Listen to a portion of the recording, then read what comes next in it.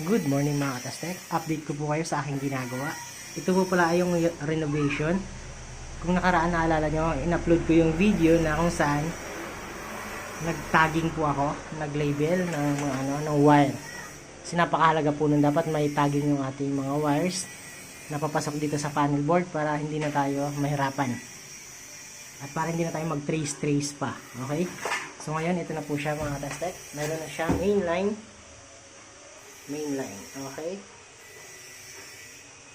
Yan, papasok dito sa panel board.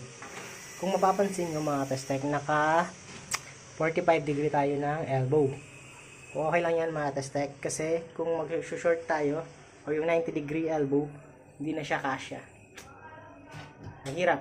Or, ito naman mga testek, malaki naman po yung tubo niya, 1.5 yung diameter niya. So, malaki siya, ibig sabihin maluwag po naman yung wire. Kaya hindi twisted yung wire natin, or hindi siya bended na masyadong bended, hindi siya. Okay, safety naman po siya mga tasek. Pasok pa siya sa standard natin. Okay, sa ngayon pwede na po itong tapalan o plastering yan.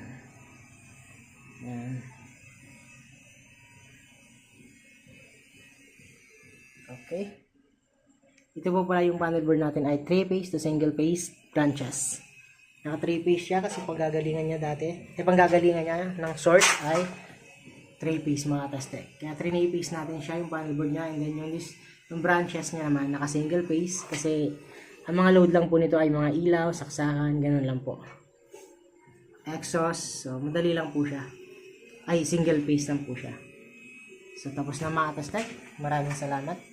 Kung may mga katanungan po pala kayo about sa electrical, sige po, tanong lang po kayo sa comment section natin. Okay, maraming salamat mga tastek. Good morning.